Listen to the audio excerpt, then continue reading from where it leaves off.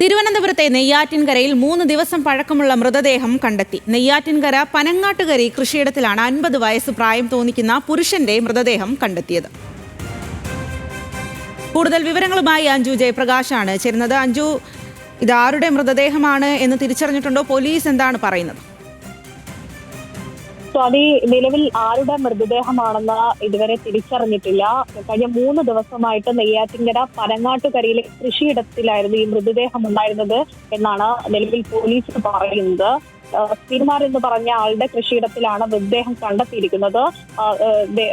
കമിഴ്ന്ന നിലയിൽ, വസ്ത്രമില്ലാതെ കമിഴ്ന്ന നിലയിലാണ് മൃതദേഹം കണ്ടെത്തിയിരിക്കുന്നത്. അതിന് കൃഷിയിടത്തിന്റെ ഒരു ഭാഗത്തായിട്ടാണ് ഈ മൃതദേഹമുള്ളത്. അതിന് മുകളിലായിട്ട് വാഴയൊക്കെ ചെരിഞ്ഞ് കിടക്കുന്നത് കാണാം. 2 ദിവസമായി കനത്ത മഴയായതുകൊണ്ട് കൃഷിയിടത്തിന്റെ ഈ ഭാഗങ്ങളിലൊന്നും ഈ ഉടമ ചെന്ന് നോക്കിയിട്ടുണ്ടായില്ല. ഇന്ന് രാവിലെയാണ് നാട്ടുകാരിൽ ഒരാൾ ഇത്തരത്തിൽ ഒരു മൃതദേഹം ഇവിടെ കിടക്കുന്നതായിട്ട് ശ്രദ്ധയിൽപ്പെടുത്തി പോലീസിനെ അറിയിക്കുന്നത്. നിലവിൽ ഇപ്പോൾ മൃതദേഹം അവിടെ നിന്ന് മാറ്റാനുള്ള നടപടിക്രമങ്ങൾ പോലീസ് സ്വീകരിക്കുകയാണ്.